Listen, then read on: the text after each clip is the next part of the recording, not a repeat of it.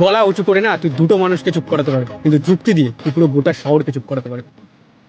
যুক্তি হচ্ছে এমন একটা চাকু না যেটা ব্লেডের মতো চলে, রক্ত বেরায় কিন্তু কোথা দিয়ে কাটে কেউ বুঝতে পারে না। ভালো করে খেয়াল করবি, যখন দুটো মানুষ ঝগড়া করে, একটা মানুষ সুন্দর ঠান্ডা মাথায় যুক্তি দিয়ে কথা বলছে, সবাই সেখানে চুপ। কিন্তু উল্টো দিকের মানুষের কাছে যখন কোনো যুক্তি না থাকে না, সে গলা উঁচু করে গালাগাল দিতে শুরু করে। আর যখনই সে গালাগাল দেয়, বুদ্ধিমান মানুষের মতন তোর চুপ করে যাওয়াটা অনেক বেশি। এবার আমি আমার একটা এক্সপিরিয়েন্স দিই। আমি না ভুলবশত একদিন এই সমাজকে উলফাল বলে দিয়েছি।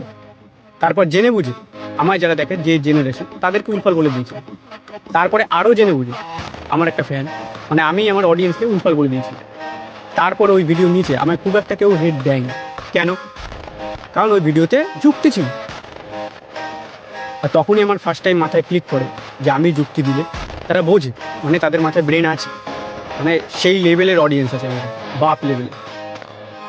দেখ, একটা সোজা হিসাব, একটা অ্যাভারেজ গায়ের কাছে যা আছে না, তার থেকে আমার কাছে একটু বেশিই আছে। সেটা তুই লুক ওয়াইজ বল, রেসপেক্টের দিক দিয়ে বল, মানির দিক দিয়ে বল, হ্যাপিনেসের দিক দিয়ে বল, আমার কাছে একটু বেশিই আছে।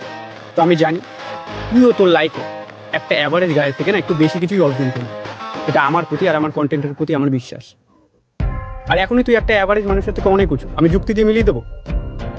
এতক্ষণ পর্যন্ত তুই এই ভিডিওটা দেখছিস কি করে? আমার প্রতিটা ভিডিও 1 থেকে 2 মিনিটের উপরেই হয়। একটা অ্যাভারেজ মানুষ না, তার ধৈর্য শক্তি 8 থেকে 10 সেকেন্ড, সে কোনোদিন আমার ভিডিও দেখতে পারবে না। আর তুই ইনস্টাগ্রামের মতন প্ল্যাটফর্মে 1 থেকে 2 মিনিটের ভিডিও দেখছিস। তো এই ধৈর্য শক্তিটাই না তুই তোর কাজে খাটা, দেখবি সবাই তোকে স্যালুট করবে, আর আমিও করবো। তাই all the best my brother, all the best my sister, love you.